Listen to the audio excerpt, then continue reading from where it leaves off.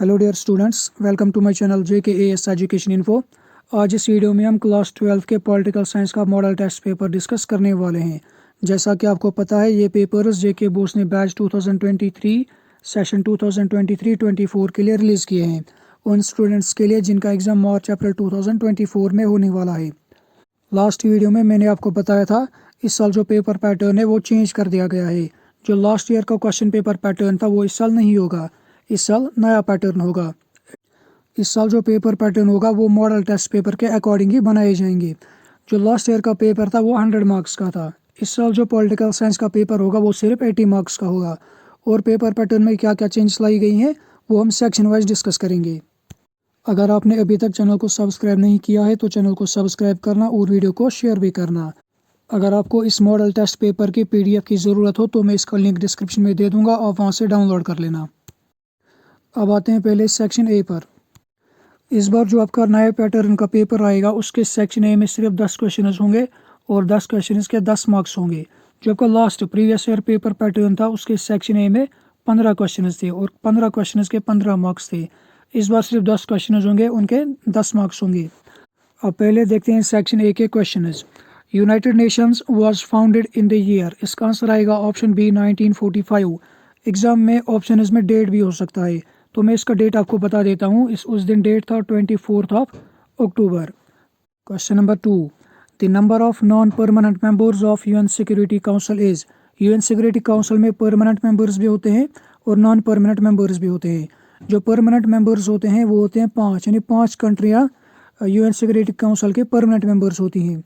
और जो non permanent members होते हैं उनका नंबर होता है 10 और इनको 2 साल के लिए इलेक्ट किया जाता है।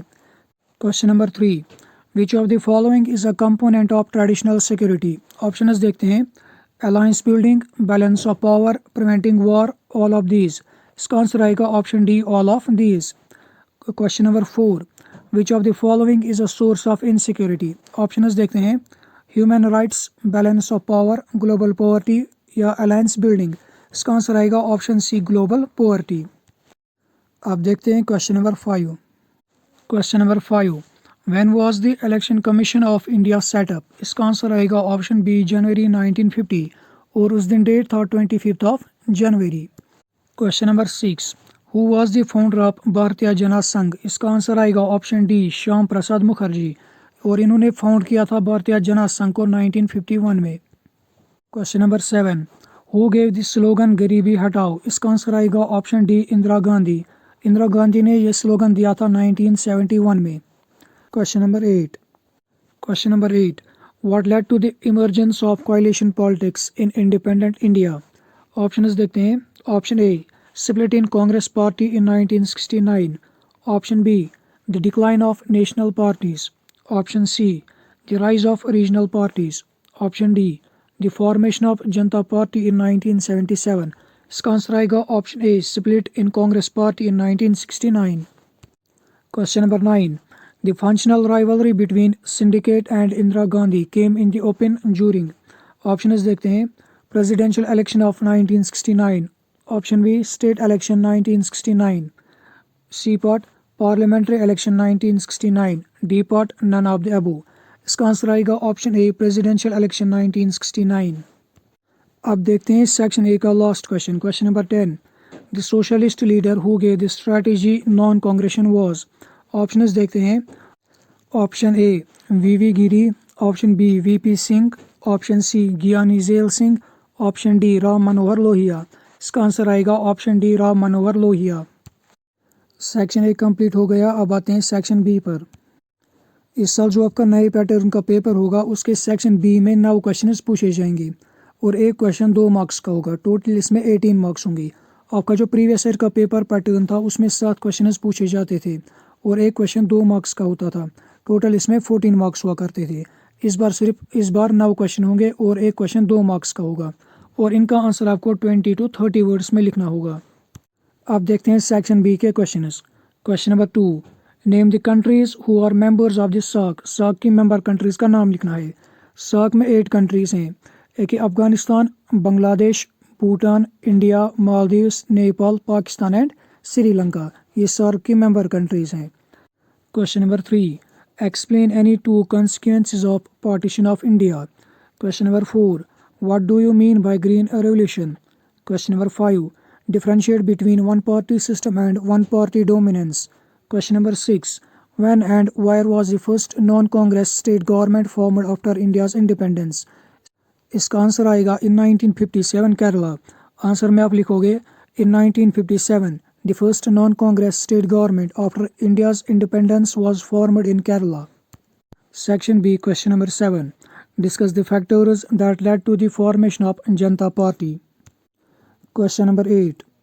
Question number 8. Explain the reasons for the students' movement of 1974 in Bihar. Question number 9. Mention names of states of Northeast India. Northeast India में 8 states हैं।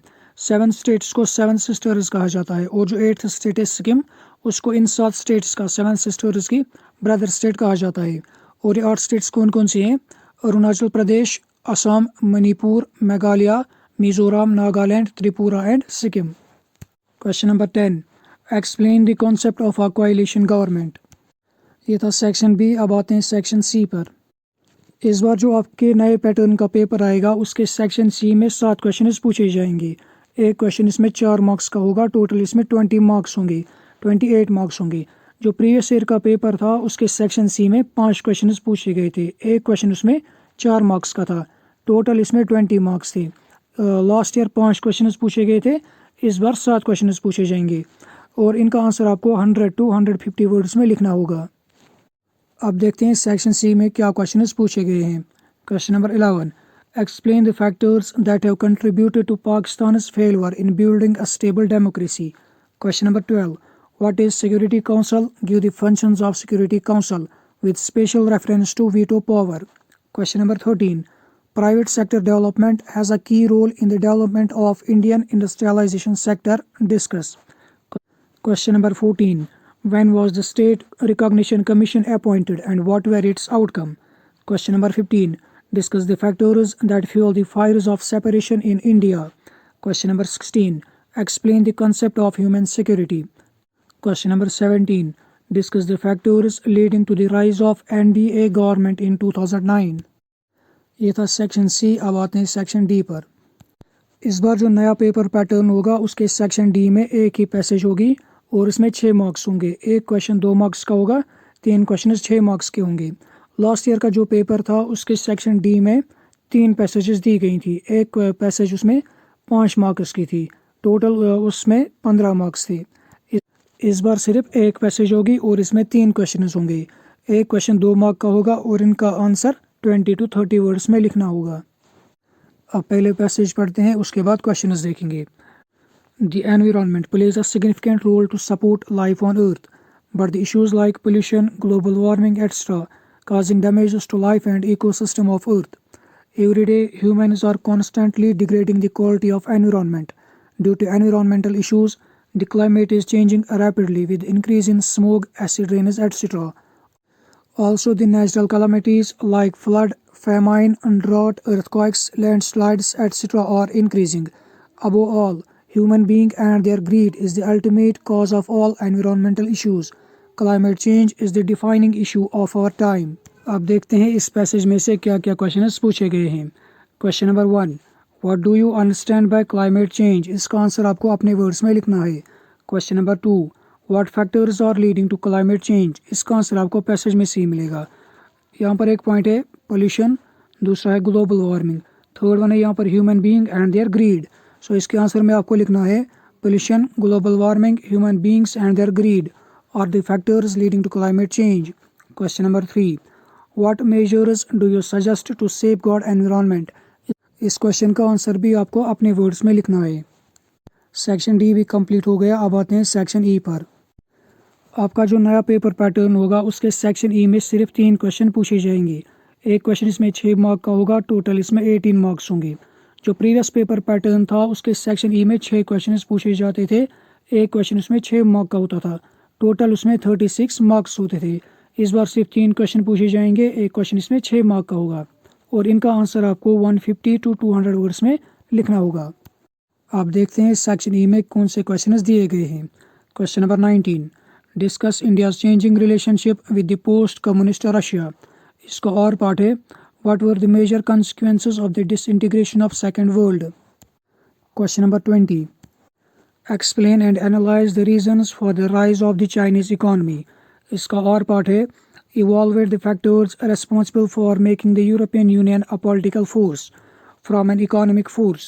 Question number 21, what are the main objectives of Indian foreign policy? इसका और part है analyze the impact on Sino-Indian relations. I hope आपको video अच्छा लगा होगा। अगर आपको वीडियो अच्छा लगा हो तो चैनल को सब्सक्राइब करना और वीडियो को शेयर भी करना। मिलते हैं नेक्स्ट वीडियो में, तब तक के लिए अल्लाह हाफिज़, गुड बाय।